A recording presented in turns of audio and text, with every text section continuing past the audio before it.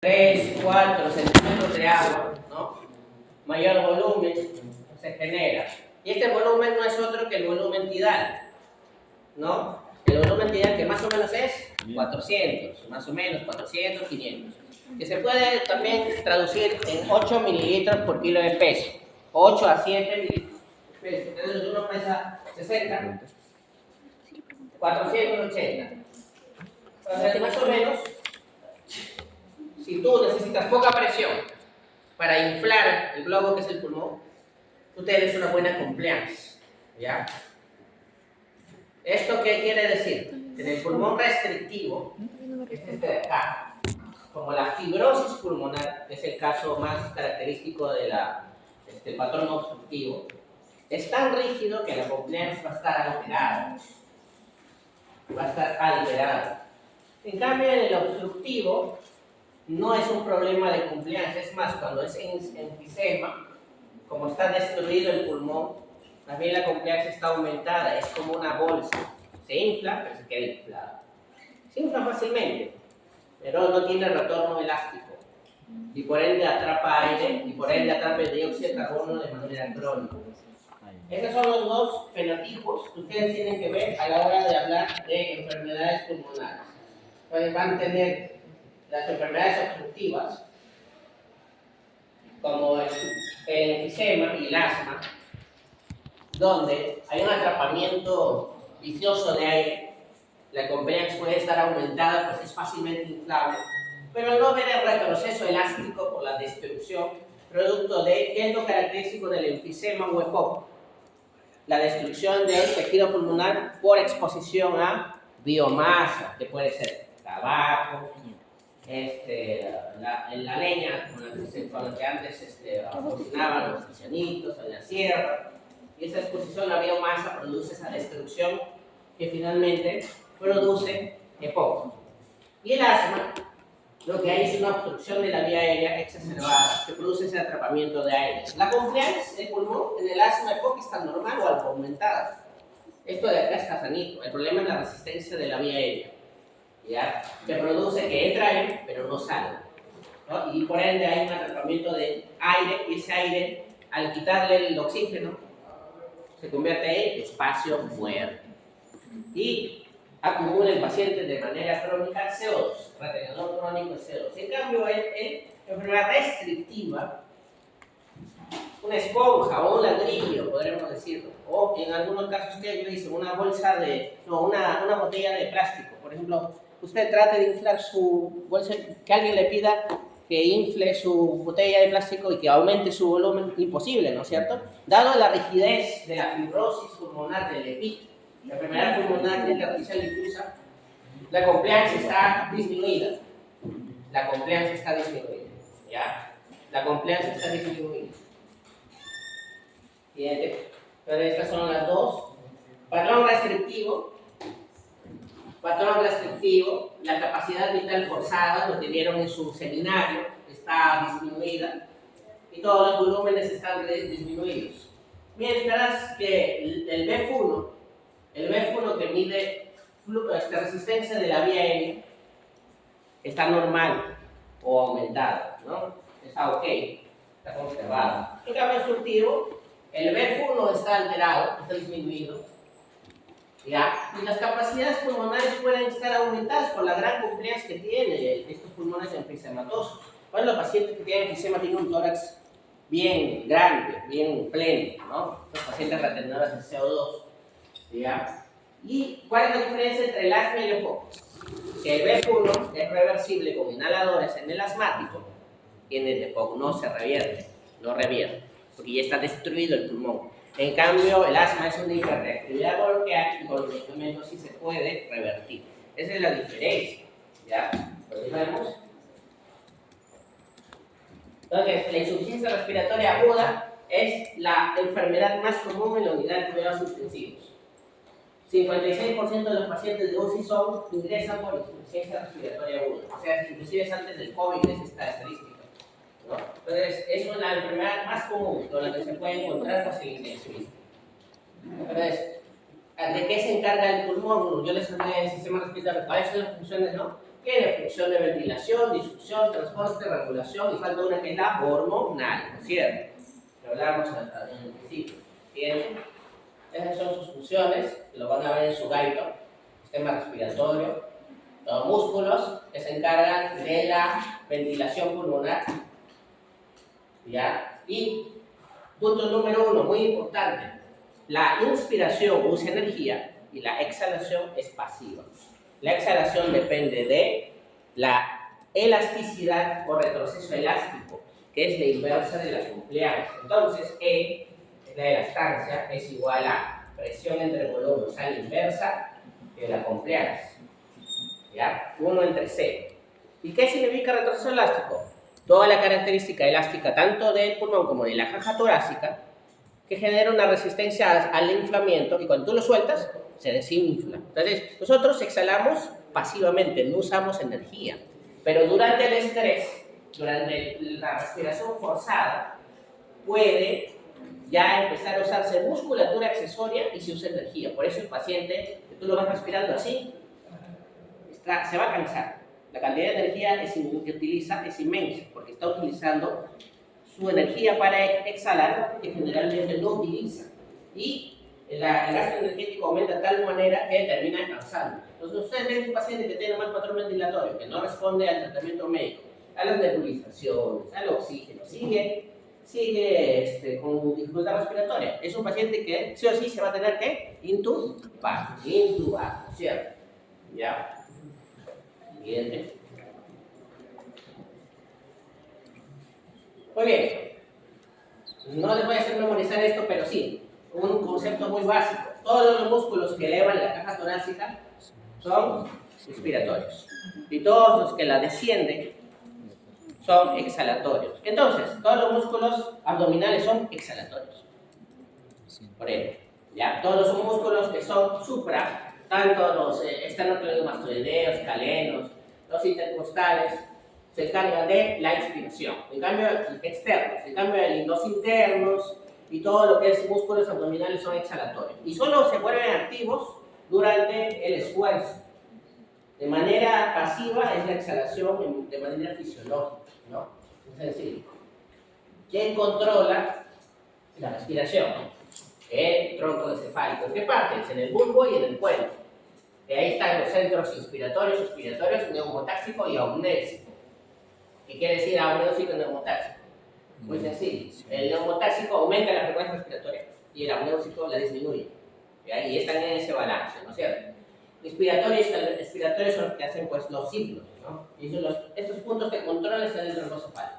Entonces ya hemos visto que en realidad el sistema respiratorio es una sumatoria de varias cosas, ¿no? Tanto el sistema circulatorio, neurológico y el respiratorio en sí funcionan en conjunto para poder trabajar adecuadamente, ¿no es cierto? Entonces, no es una enfermedad en sí, sino es una consecuencia, ¿no? Es lo que dicen los estudios, ¿no? Pérdida de la habilidad para ventilar adecuadamente, proveer oxígeno o eliminar CO2. Acá está nuestro alveolito, muy sencillo. Entonces, nosotros, para que se les quede la parte más importante, es que la tipo 1 es hipoxémico, oxígeno menos de 60, CO2 más de 50 es ventilatorio, y tipo 3 no es la mezcla de ambos, por si acaso.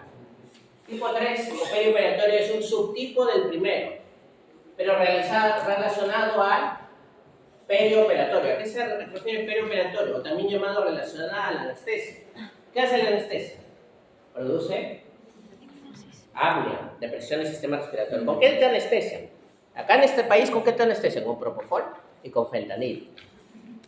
Siempre es con esos dos. Ya nos producen depresión respiratoria. Entonces, hay un problemita con eso. Mientras te están intubando, mientras estás tú echadito, pero estás entrando en apnea, mientras están colocando el tubo, hay unos segundos que no hay ventilación.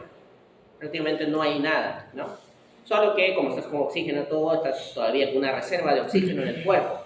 Pero ¿qué pasa con eso? Se producen atelectasias. Las atelectasias o colapso alveolar, producto de la hipoventilación perioperatoria, porque no solo es antes, sino también después. porque tú quedas también con sedación residual, quedas medio atontado después de la operación. Entonces tu esfuerzo respiratorio tampoco queda bien.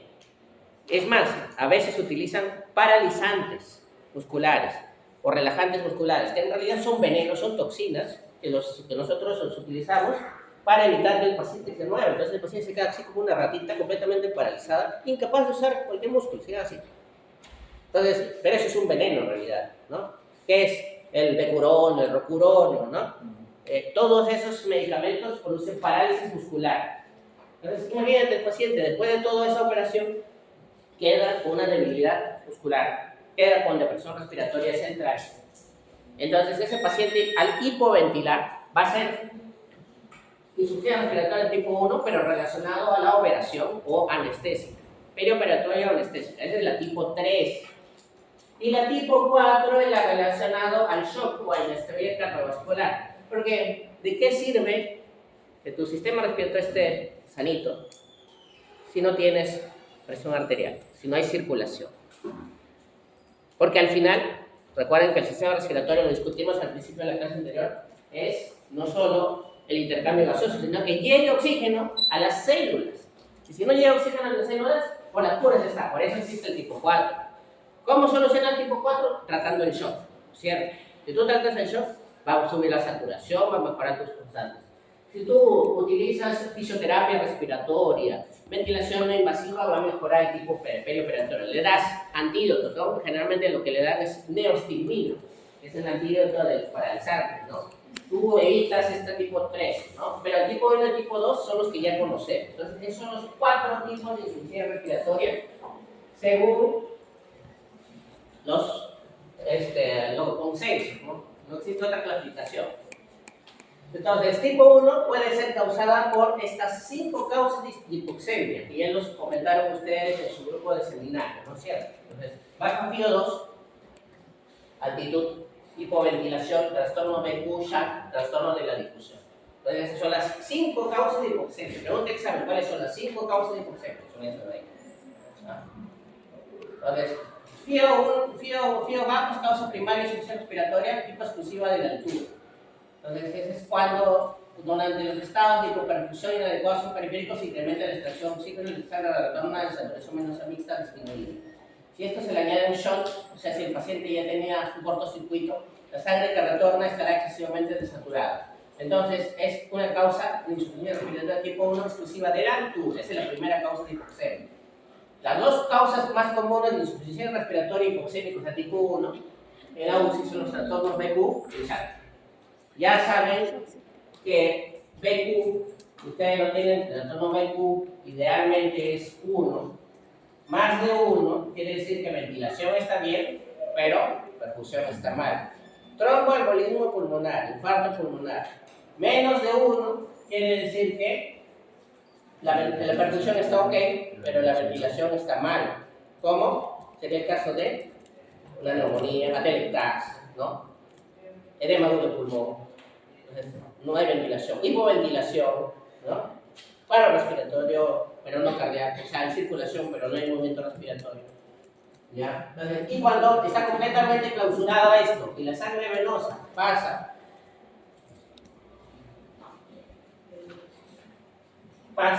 por alveolo clausurado, ¿qué pasa? No se oxigena. Y continúa venosa, eso que se le llama shock. Y ahí entonces esta B sería 0. 0 entre Q, infinito. Entonces el BQ infinito es el shock. BQ infinito es el shock. Listo. Y no existe BQ1 entre 0, porque no se puede dividir entre 0, no se olviden. Eso no existe. ¿Ya? Muy bien. Entonces, no perfusión quiere decir paciente fallecido. 0 perfusión. Ya, ese es el shock, ya lo hemos visto. Colapso alveolar, sangre venosa, continúa venosa porque el alveolo está clausurado. Continúa venosa y continúa venosa, sigue desaturado, el paciente sigue desaturado. ¿No es cierto?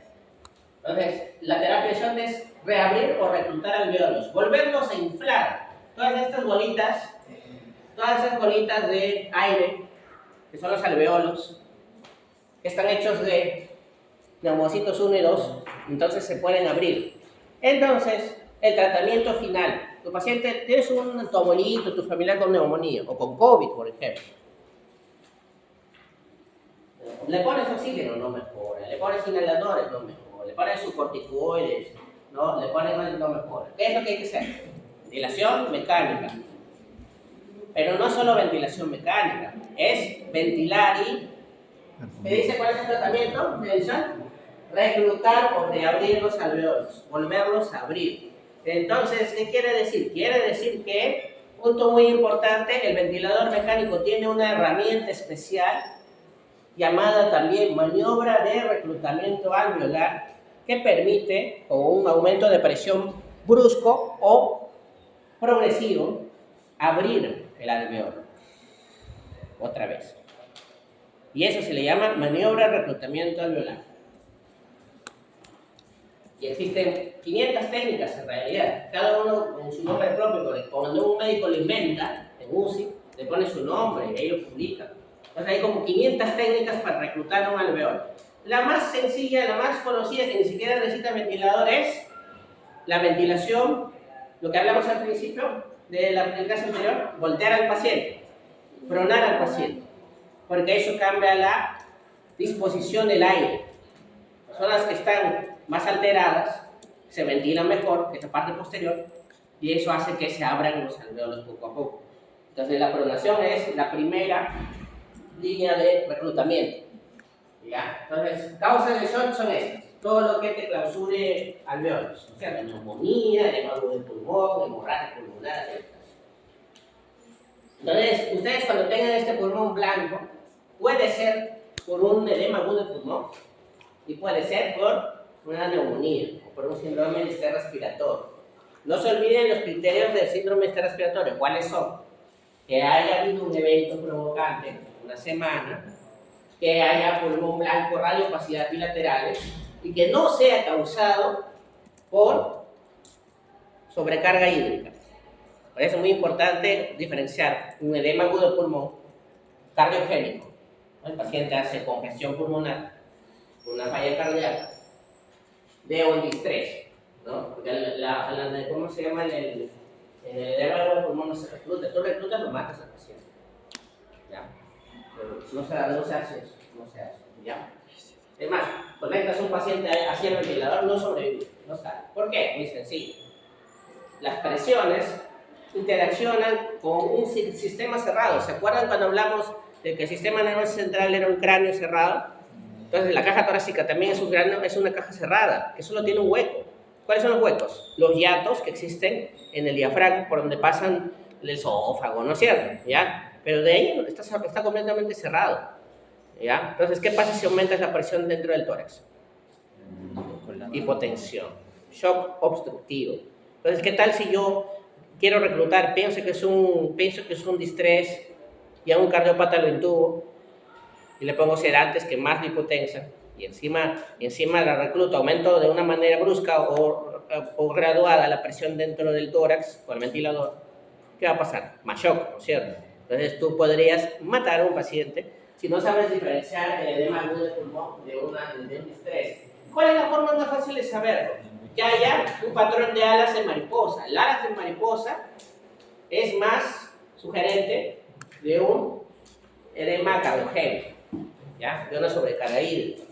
Pero lo ideal es que llames al cardiólogo y que le haga una ecografía cardíaca para ver si es una falla cardíaca antes de hacer si tienen la duda, ¿no? En cambio, si es un paciente de 21 años que tiene COVID, no va a tener falla cardíaca, ¿no? ¿Qué tal si tienes una señora de 60 años diabética hipertensa que tiene COVID? Pudiera ser cualquiera de los dos, ¿no es cierto? ¿No? O pueden ser los dos juntos, que es peor, ¿no es cierto? Por eso los pacientes con comorbilidades se morían durante la pandemia, ¿ya? Entonces, porque ahí tenías ya un desmenuce de problemas de un paciente muy complicado, ¿no es cierto?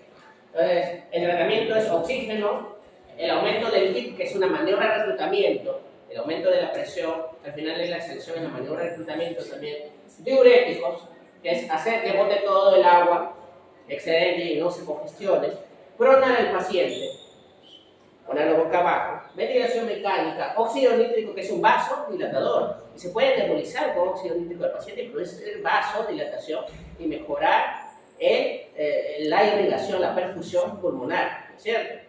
¿Ya? Hipercapnia permisiva, que es usar volúmenes tidales bajitos para que no se rompa el pulmón que ya está rígido, proteger al pulmón con frecuencias lentas para mejorar los tiempos y que des tiempo al alveolo que pase el oxígeno, pero el problema de las frecuencias bajas es que aumenta el CO2. Es la hipercapnia permisible. Y finalmente, cuando no se puede resolver, no mejora el paciente, pese el ventilador mecánico, queda solo ECMO. ¿Qué es el ECMO? Es Extracorporeal Membrane Oxygenation. O sea, es una máquina, también llamada pulmón artificial, que hace el intercambio gaseoso. Y acá en el Perú hay eso, sí hay. Y durante la época del COVID, la gente que era multimillonaria, porque solo clínica tenía en Lima, clínica Inca, de ahí nadie más tenía, gente millonaria pagaba para salvarse del COVID. Porque el ECMO se podría salvar del COVID en teoría, ¿no? Algunos sobrevivieron, otros no sobrevivieron lamentablemente, ¿no?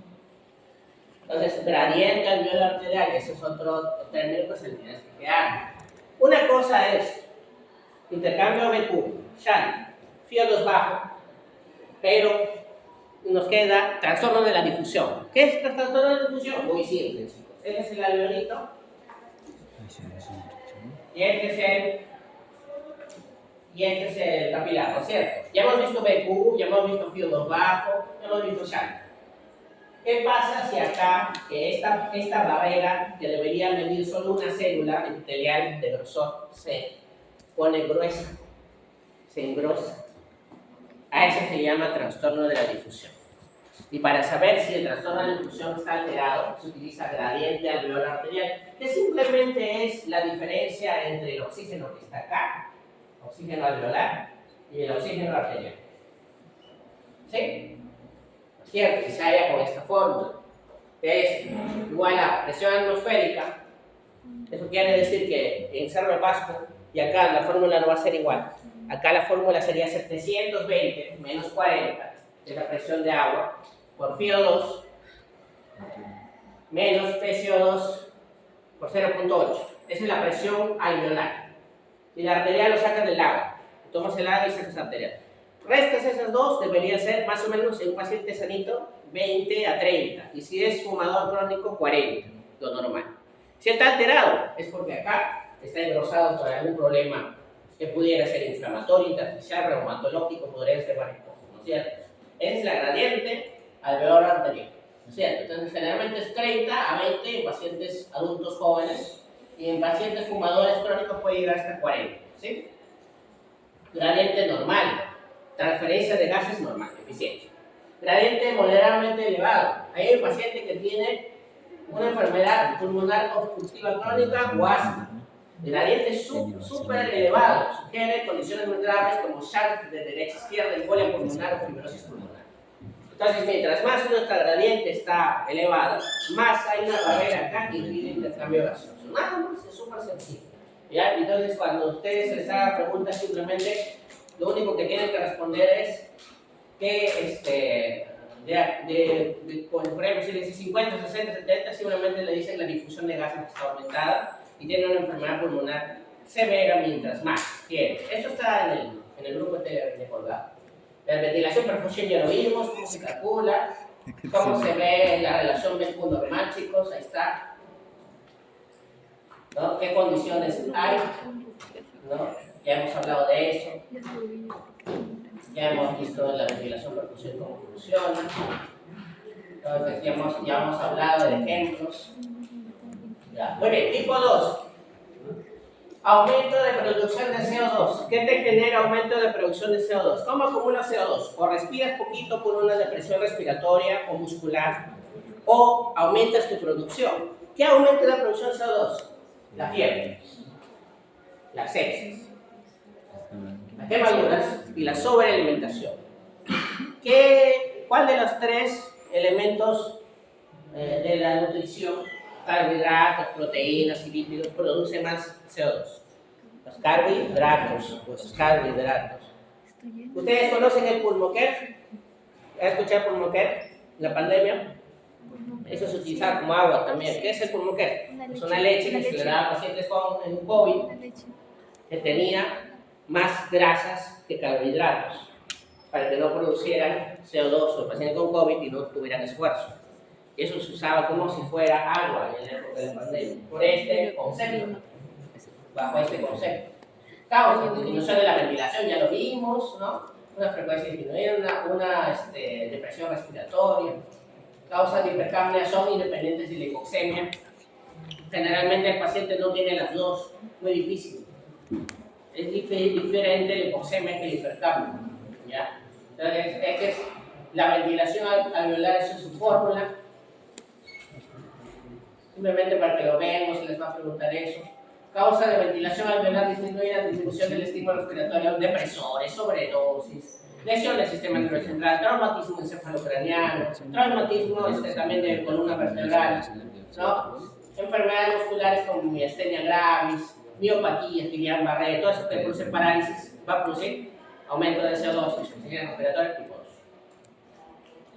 Entonces, asmáticos, EPOC, fibrosis pulmonar, escoliosis, problemas en la estructura de la masa torácica, ¿no?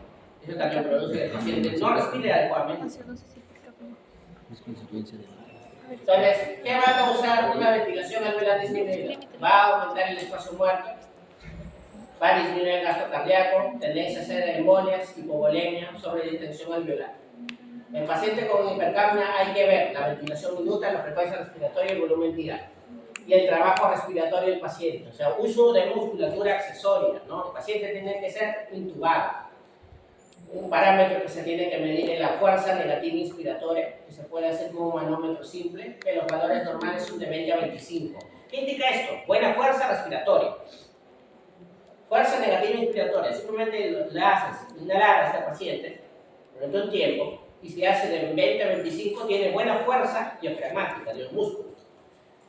También se puede medir el valor P01 cuando el paciente está intubado, y es para medir el estímulo neurológico del tronco encefálico.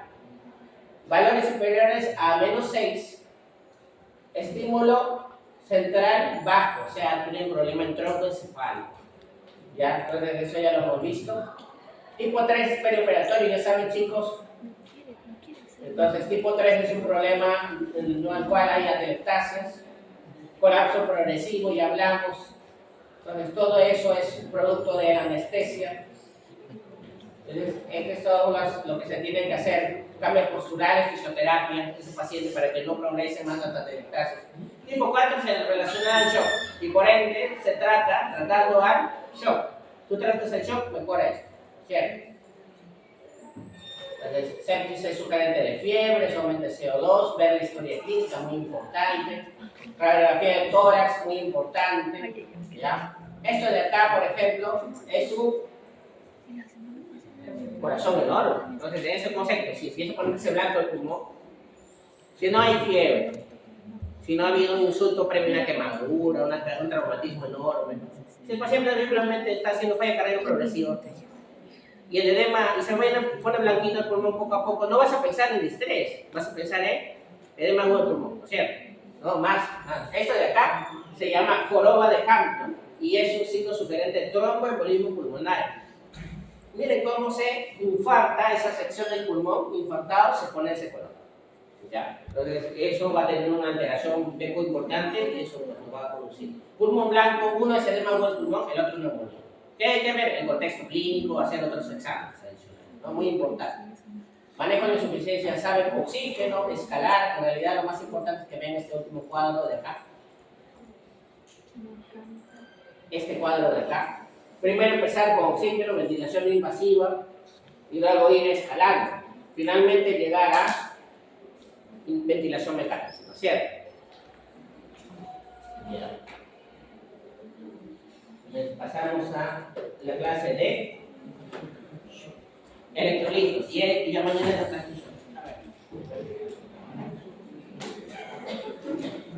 Electrolitos, a ver. Muy bien, esta clase bien cortita es para que se puedan mirar. Ya les expliqué a una de las clases, creo que en la clase que sigue un grupo les hice una pregunta en el seminario. ¿Por qué creen que el potasio y el sodio uno es extracelular e intracelular? ¿Por qué ocurre eso? Si Si ustedes ven, ¿cuántos milicavalentes por litro tiene el potasio extracelular? De 3 a 5, ¿no es cierto? Y adentro, 135. Igual que el sodio, ¿no es cierto? Pero el sodio está afuera. ¿Por qué creen que ocurre eso? ¿Tiene una razón de ser? ¿Qué tiene una razón de ser? Los organismos primitivos, durante la época primitiva, el mar, el planeta, estaba compuesto de otra manera. No tenía predominancia de sodio, sino de potasio. ¿Y qué pasó? Durante la caída de cometas, eventos volcánicos, diferentes tipos de problemas que marcaron la evolución del planeta, la composición del agua del mar cambió y se volvió predominantemente rica en sodio, de lo que era predominantemente rica en potasio. Entonces, ¿qué creen que pasó? Muchos seres vivos murieron y los que sobrevivieron evolucionaron y generaron una adaptación evolutiva llamada membrana. Y esta membrana tiene una bomba especializada que permanentemente se encarga de sacar sodio y meter potasio para adaptarse. Es una adaptación evolutiva que tienen las células ahora de todos los seres vivos, ¿no? Y ese artículo lo dice, ¿no? Y eso es muy importante, porque tienen que entender que los líquidos corporales se tienen que evaluar muy bien: agua corporal, compartimentos corporales y qué mecanismos de regulación y necesidades de agua y electrolitos para poder entender cómo clasificarlos y tratarlos todos esos trastornos, ¿no es cierto? ¿Hacemos? Líquidos corporales se encargan de todo, ¿no? Catabolismo, anabolismo, desarrollar la digestión, enzimas, lubricar, mantener la temperatura corporal, mueve los electrolitos y el oxígeno. Entonces, toda deshidratación tiene que ser tratada urgente, es una emergencia médica. Entonces, ¿cuál es el agua corporal total? En conclusión, para todos los adultos es 0.6, o sea, 60%. Pero esta tabla les puede ayudar a variar, ¿no es cierto? Y entender que mientras más envejecemos, más empeora, más disminuye, más nos secamos. Y mientras más joven es el pacientito, más agua corporal tiene, ¿no? Entonces, esas son las diferencias, ¿no? Acá están las composiciones, ya saben, cationes y aniones que siempre están en balance. Ya saben los valores normales, chicos, ¿no? Y la razón por la cual uno es u otro. ¿Quién mide? Ya lo hemos visto miles de veces. El sistema, angiotensina, aldosterona, ¿no? La hormona antidiurética y el péptido natriúrico auricular, que se encargan de o rescatar o eliminar sodio y agua. Depende de lo que necesite el organismo, ¿cierto? Entonces, los osmoreceptores, la hormona antidiurética y el riñón, que se encarga de reabsorber y concentrar los receptores de volumen, que está asociado al sistema nervioso autonómico de catecolaminas y el sistema renina-angiotensina-aldosterona. El riñón es capaz de reabsorber agua y sodio regulando toda esta situación, ¿no es cierto? Ya sabemos cuáles son los requerimientos de electrolitos por día en el adulto, son esas, ¿ya? Entonces, el ser humano más o menos necesita esta cantidad por día de cada uno de estos nutrientes. Primero hablemos del sodio, ya saben los valores normales, ¿no? Entonces no vamos a hablar de eso porque ya lo visto en su seminario.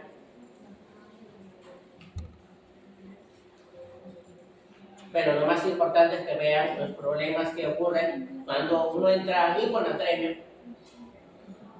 La tonicidad va a estar alterada, ¿ya? Y la osmolaridad va a estar alterada, generalmente producida por diferentes mecanismos. Si es hipertónica, va a ser resultado de translocación osmótica, como una hiperglicemia, el mannitol y el glicerol. Una cetoacidosis diabética produce hiponatremia hipertónica. La hiponatremia isotónica o falsa hiponatremia, debido a un exceso de proteínas y lípidos, o por desplazamientos, y finalmente la hipotónica o dilucional, que es la más común, producida por retención de agua, por hipervolemia, enfermedad cardíaca congestiva, cirrosis, la retención de líquidos en el extracelular normal, CIA, ya lo hemos visto, hipovolémica por deshidratación, está causada por eso, pero ya lo hemos visto, medicamentos, reposición de fluidos inapropiada, polidipsia, la hiponatremia hipervolémica por insuficiencia adrenal y la hiponatremia hipovolémica por postoperatorio por efecto aumentado de la aldosterona y cortisol disminuidos por consumo durante el estrés. ¿ya? Entonces es muy importante ver la velocidad y la severidad de alteración. ¿Cuáles son las manifestaciones? Generalmente a niveles neurológicos, ¿cierto? Va a haber trastornos neurológicos musculares y cambios en los reflejos osteotendinosos. Y al haber un incremento de la motilidad intestinal va a haber diarrea. Entonces la hiponatremia va a producir mayor deshidratación por él. Entonces va a haber epiedema. ¿Por qué? Porque al tener capacidad osmótica retiene el sodio, el agua en el espacio intracelular. Mayor fuga intravascular, mayor edema intersticial. Calambres, náuseas, vómitos, apatía. Y la forma más grave, que es cuando el sodio está cerca a 100, es las convulsiones y el coma, ¿no es cierto? Sobre las causas, la fórmula de osmolaridad es muy importante, ver si hay diferencial entre la osmolaridad plasmática y la medida, para ver si hay intoxicación. ¿Se acuerdan que vimos esto? O también llamado osmol gap, ¿no? Se vio eso en la clase de agua electrolítica, ¿no? Entonces, es muy importante ver la osmolaridad urinaria. También nos sirve para poder evaluar diferentes causas. Tratamiento.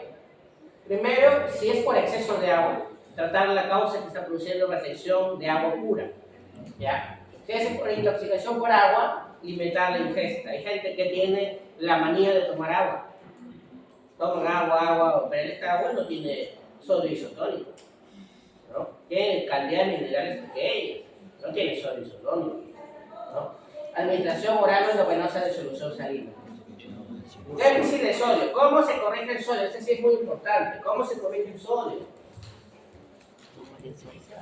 Cuando es leve, puedes usar cloruro de sodio. El cloruro de sodio, ¿cuántos miliequivalentes tiene? Eso sí se va a preguntar en el examen. ¿Cuántos miliequivalentes tiene el cloruro de sodio? A ver. De sodio. ¿Cuánto? ¿Cuántos miliequivalentes tiene el cloruro de sodio? El 0,9%. O sea, solución fisiológica normal. Tiene 154 miliequivalentes.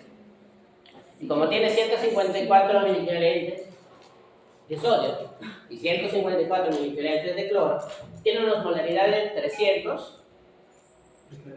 ¿Cuánto? 308. Muy similar a la plasmática, por eso se llama isotónica, ¿ya?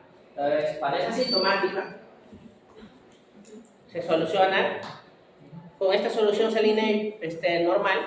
Ya tiene suficiente sodio para corregir. 1, 2. Nunca se debe corregir rápidamente. Ustedes ya en su clase, algunos han desarrollado el tema de trastorno hidroelectrolítico y han hablado de que no se corrige rápido, se corrige lento. ¿A qué velocidad? 10 miliequivalentes por día. 10 miliequivalentes por día, nada más. ¿Qué produces? Produces destrucción de células del puente, que se llama mielinolisis continua, con daño neurológico permanente. Irreversible, por ese caso. O sea, no se corrige el sodio de manera rápida, ni para arriba ni para abajo. ¿Y cuándo es sintomático? Sí se puede usar solución salina hipertónica.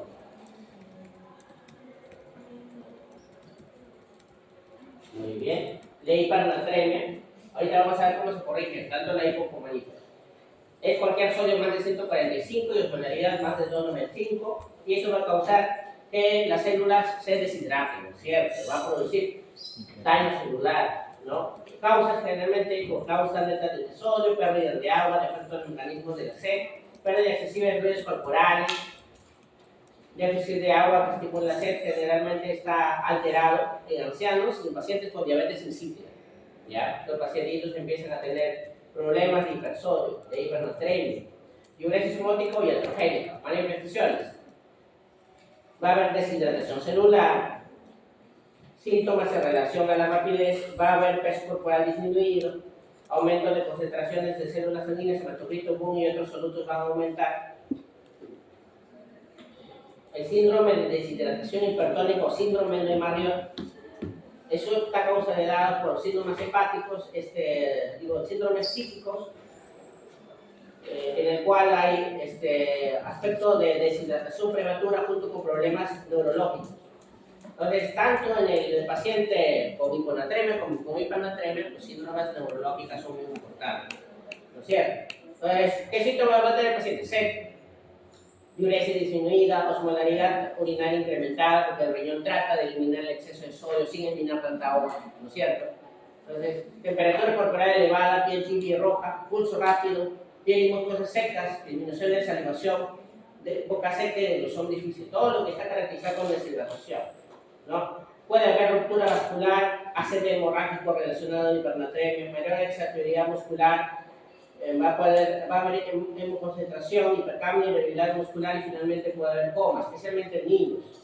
Entonces el tratamiento para la hipernatremia es solución, en vez de hipotónica, o en casos severos, agua destilada, que no tiene nada de sodio, ¿cierto? ¿Ya? Entonces, todo esto es menos de 0.9%. La dextrosa no tiene sodio.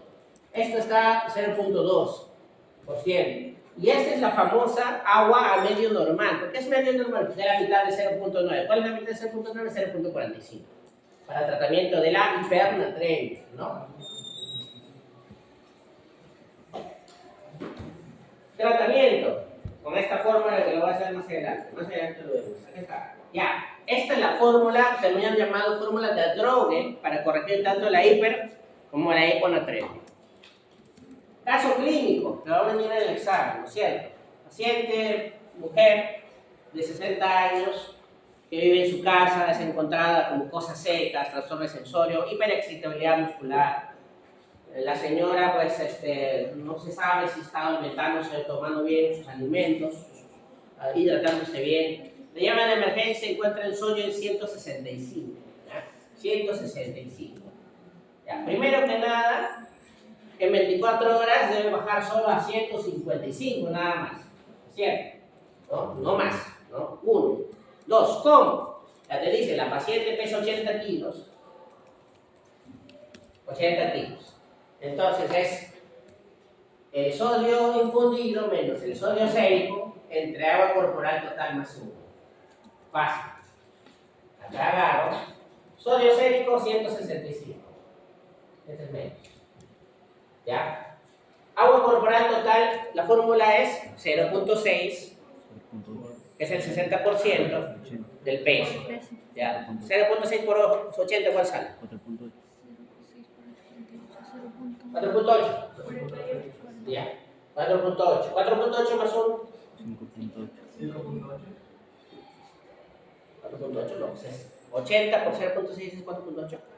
No creo. 60% de 80. 48, ya, ahí está. 48 más 1, 49, ¿cierto? 49. Muy bien, entonces, acá chicos, pueden ver que falta un dato, que es esto, ¿no es cierto? De nuestra fórmula. Ya, y ese es el tratamiento en realidad, el tratamiento que vas a usar. Fácil. Si por ejemplo le dijera, utiliza el agua al medio normal. El agua medio normal, si tiene 154 equivalentes por litro, el cloruro de sodio normal, al medio normal sería la mitad. ¿La mitad de 154? 77, muy bien. Ya, 77 menos 165 entre 49, ¿cuánto sale? 77 menos, va a salir negativo a tu normal, ¿eh? 88. 77 menos 165 entre 49. Menos sale, sí. 1.79. 1,69. Menos 1.79. 1,79. Sí. Negativo. Entonces, el sodio fundido menos el sodio sérico de agua corporal total más 1. Menos 1.79. O sea, casi 2. Casi 2. 2, ¿cierto? 2 más o menos. ¿Qué quiere decir eso? Quiere decir que cada litro de la solución, acá dice, subirá o bajará la cantidad de equivalentes si tú se lo pasas. 1 litro de esta solución al medio normal va a bajar 2 puntitos el sodio. Entonces, si yo quiero pasarle, bajar en 10, en 24 horas, tendría que pasarle 5 litros. Se acabó. Problema resuelto. ¿Qué tal? ¿No es cierto? Es negativo porque es hipernatremia. Hipermetría, porque tú quieres bajar. Caso número 2, paciente varón que se le encuentra convulsionando en la calle, ¿no? Toma hierbas, toma diferentes medicamentos diuréticos, furosemida, ¿no? Entonces el pacientito pesa 60 kilos y su sodio está en 110. Sodio está en 110. Hiponatremia, ya muy bien. Entonces, acá sería menos 110 entre agua corporal total más 1, 0,6 por 60, 36. 36 más 1, 37. 37. Ya, utiliza cloruro de sodio. 154. 154 menos 110. 44 entre 37. 1.18. 1.18. ¿Ya? 1.18. O sea, cada litro te va a subir un puntito nada más. ¿Ya? Entonces tendré que pasar los 10 litros. Pero estos dos casos no son tan prácticos. Hay soluciones mucho más concentradas, más diluidas. Por ejemplo, le dicen solución salina hipertónica al 3%. La solución salina hipertónica al 3% tiene 512 mil equivalentes. Utilice solución salina hipertónica al 3%, le dicen. ¿Ya? Entonces aquí sería 512 menos 110 entre 37. ¿Cuánto saldría?